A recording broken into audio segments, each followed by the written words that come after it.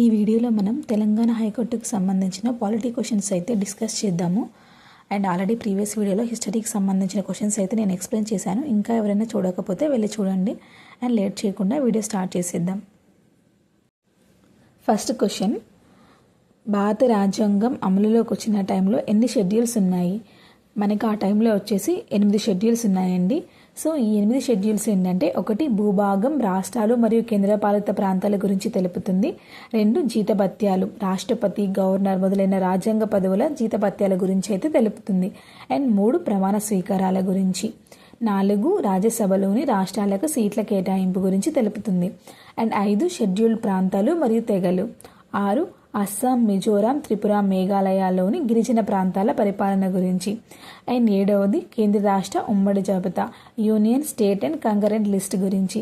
And 8 వచ్చేసి భాషలు, రాజ్యాంగం గుర్తించిన భాషల గురించి. సో మనకి ఏంటంటే ఈ భాషలు వచ్చేసి మనకి స్టార్టింగ్లో రాజ్యాంగం అమలులోకి వచ్చిన టైంలో అయితే 14 భాషలు అయితే ఉండేవండి. అండ్ ఇప్పుడు ప్రజెంట్ అయితే 22 భాషలు అయితే ఉన్నాయి. అండ్ మనకి ప్రజెంట్ అయితే షెడ్యూల్స్ వచ్చేసి 12 షెడ్యూల్స్ ఉన్నాయి. అందులో ఇప్పుడు 8 అయితే మనకి ఆ టైంలో ఉన్నాయి కదా, మనకి 4 యాడ్ చేశారు. ఆ 4లో 9th ఏంటంటే ఫస్ట్ది ఏంటంటే 1951, ఇది 9వ షెడ్యూల్ అండి. దీన్ని 1951లో అయితే చేర్చడం జరిగింది. 1వ రాజ్యాంగ సవరణ ద్వారా అయితే దీన్ని చేర్చారు. ఇది వచ్చేసి భూ సంస్కరణ చట్టాలకు న్యాయపరమైన రక్షణ కల్పించడం అనేది 9వ షెడ్యూల్ అండి. ల్యాండ్ రిఫార్మ్స్ ఉంటాయి కదా, దాని గురించి. అండ్ 10వ షెడ్యూల్ వచ్చేసి 1985లో అయితే యాడ్ చేయడం జరిగింది. ఇది దేని ద్వారా చేశారంటే 52వ సవరణ ద్వారా చేశారు. ఇది పార్టీ ఫిరాయింపుల నిరోధం గురించి అయితే తెలుపుతుంది. అండ్ 11వ షెడ్యూల్ వచ్చేసి 1992లో అయితే చేర్చడం జరిగింది 73వ సవరణ ద్వారా. ఇది పంచాయతీ రాజ్ వ్యవస్థ గురించి అయితే తెలుపుతుంది. అండ్ 12వ షెడ్యూల్ కూడా ఆ సంవత్సరంలోనే చేశారు, 1992లోనే. ఇది 74వ రాజ్యాంగ సవరణ ద్వారా చేశారు. ఇది మున్సిపాలిటీల గురించి అయితే తెలుపుతుంది. అండ్ మనకి రాజ్యాంగం అనేది ఆమోదం వచ్చేసి నవంబర్ 26, 1949లో అయితే ఆమోదం వచ్చిందండి. అండ్ ఇది అమలులోకి వచ్చేసి మనకి జనవరి 26, 1950 అయితే అమల్లోకి రావడం జరిగింది. ఆ రాజ్యాంగం టైంలో అంటే రాజ్యాంగం అమల్లో ఉన్న టైంలో మనకి ఎన్ని ఆర్టికల్స్ ఉండేవంటే 395 ఆర్టికల్స్ ఉండేవి, 22 భాగాలు ఉండేవి. అండ్ 8 షెడ్యూల్స్ అనేవి ఉండేవి. ప్రజెంట్ వచ్చేసి మనకి బేసిక్ స్ట్రక్చర్ ప్రకారం 448 ఆర్టికల్స్ ఉన్నాయి, 25 భాగాలు ఉన్నాయి మరియు 12 షెడ్యూల్స్ అయితే ఉన్నాయండి. అండ్ మనకి ఇప్పుడు మనకి ఇంపార్టెంట్ కేసు వచ్చేసి మనకి Kesavananda Bharati case versus state of Kerala. ఈ కేసు అయితే మనకి షెడ్యూల్స్ గురించి సంబంధించిందండి. అండ్ ఈ కేసుకి తీర్పు వచ్చేసి 24th April 1973 అయితే ఇవ్వడం జరిగింది. అండ్ ఈ కేసుని డీల్ చేసింది వచ్చేసి భారత సుప్రీంకోర్టు. అండ్ ఆ టైంలో ధర్మాసనం ఉంటుంది కదా, 13 మంది న్యాయమూర్తులున్న బెంచ్ అయితే ఈ కేసుకి తీర్పు చెప్పింది. అండ్ ఈ న్యాయమూర్తుల బెంచ్ ఉంది కదా 13 మందిది, ఇది వచ్చేసి భారత చరిత్రలోనే బిగ్గెస్ట్ బెంచ్ అండి. అండ్ ఆ టైంలో ప్రధాన న్యాయమూర్తి వచ్చేసి మనకి SM సిక్రీ గారు. అసలు ఏంటి ఈ స్వామి కేశవానంద భారతి కేసు అంటే, ఈ స్వామి కేశవానంద భారతి గారికి ఏంటంటే కేరళలో ఎడ్నీర్ మఠం అనేది ఉందండి. సో ఈయన వచ్చేసి దానికి అధిపతి. అండ్ ఆ టైంలో ఏంటంటే కేరళ ప్రభుత్వం భూ సంస్కరణల చట్టం అనేది తీసుకొచ్చింది, ల్యాండ్ రిఫార్మ్స్ యాక్ట్ అనేది తీసుకొచ్చింది. సో దానివల్ల ఏంటంటే ఒక వ్యక్తికి లేదా ఒక సంస్థకి దగ్గర ఎక్కువ భూమి ఉందనుకోండి, ఆ భూమిని ప్రభుత్వం తీసుకొని భూమి లేని రైతులు ఉంటారు కదండి, వాళ్ళకైతే పంచవచ్చు ఈ యాక్ట్ ద్వారా. సో దీని ద్వారా ఏమవుతుందంటే ఎడ్నీర్ మఠంలో కొంత భాగం ప్రభుత్వం నియంత్రణలోకి వెళ్తుందండి. ఆ పరిస్థితి అయితే ఏర్పడింది. సో అప్పుడు ఆయన ఏం చేశాడండి, ఒక కేసు ఫైల్ చేశాడు సుప్రీంకోర్టులో. కేరళ స్టేట్కి ఎగెనెస్ట్గా అయితే కేసు ఫైల్ చేశాడు. సో అప్పుడు ఈయన ఏం వాదించాడంటే సుప్రీంకోర్టులో, ప్రభుత్వం ఉంటుంది కదా, గవర్నమెంట్కి వచ్చేసి రాజ్యాంగాన్ని మార్చే అధికారం అయితే ఉండొచ్చు, కానీ రాజ్యాంగంలోని ప్రాథమిక సూత్రాలను అయితే పూర్తిగా మార్చకూడదు, దానికి కూడా కొన్ని పరిమితులు ఉన్నాయని చెప్పడం అయితే జరిగింది. అలా ఆయన అయితే వాదన వినిపించడం జరిగింది. అప్పుడు సుప్రీంకోర్టు ఏం తీర్పిచ్చిందంటే, యాజ్ పర్ ఆర్టికల్ 368 ఉంది కదండి, దాని ప్రకారం పార్లమెంట్కి రాజ్యాంగాన్ని సవరించవచ్చు, కానీ రాజ్యాంగం యొక్క ప్రాథమిక నిర్మాణం, బేసిక్ స్ట్రక్చర్ డాక్టర్ అని ఉంటుంది కదండి, దాన్ని అయితే మార్చకూడదు.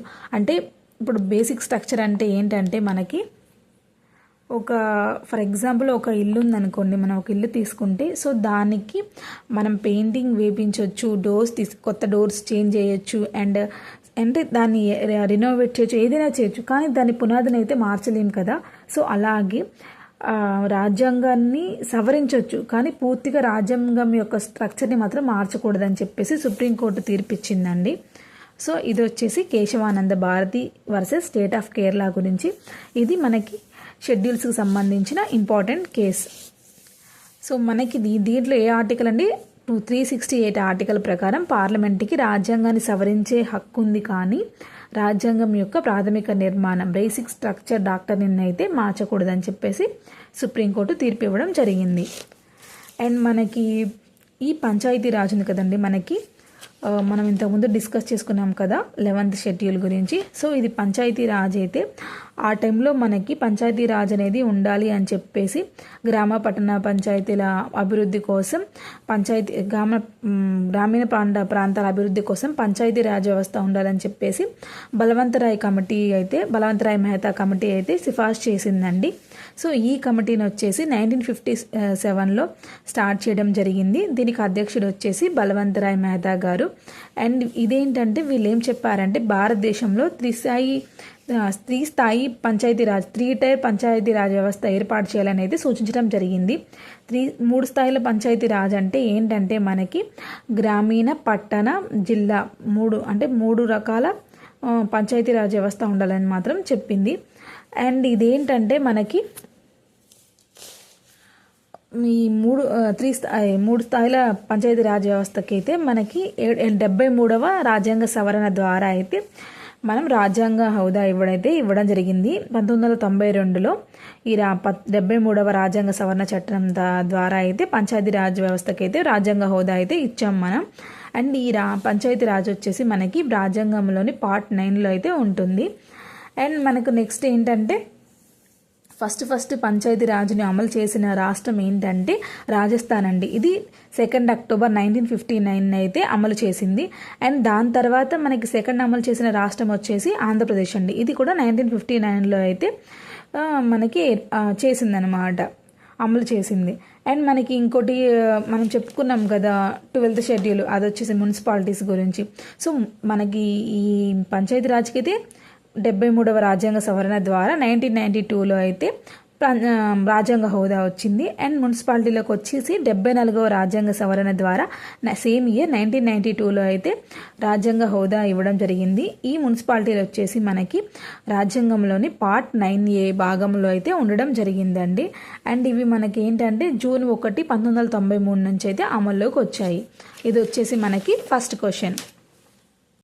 సో ఇది మనకి పాలిటీ ఒక క్వశ్చన్ అండ్ దానికి రిలేటెడ్ టాపిక్స్ అయితే నేను డిస్కస్ చేశానండి. అండ్ రిమైనింగ్ వీడియోలో వచ్చేసి రిమైనింగ్ క్వశ్చన్స్ అండ్ దానికి రిలేటెడ్ టాపిక్స్ అయితే డిస్కస్ చేద్దాము. అండ్ దీంట్లో వచ్చేసి మనకి ఫైనల్గా అశోక్ రాయ్ మెహతా కమిటీ ఉంది కదండి. సో అది ఏ ఇయర్లో ఏర్పాటు చేశారు, అసలు దాని ఉద్దేశం ఏంటి, సో దాని గురించి మీకు ఏమైనా తెలిస్తే అది కామెంట్లో చేయండి. అండ్ ఈ పాలిటీ వీడియోస్ అయితే ఇంకా 2-3 వీడియోస్ నేను కంటిన్యూ చేస్తాను. నేను దాని తర్వాత అయితే జాగ్రఫీ చేస్తాను. ఇంకా మీకు ఏమైనా పర్టికులర్ టాపిక్ ఎక్స్ప్లెయిన్ చేయాలంటే కామెంట్ చేయండి, సో నేను చేస్తాను. Thank you.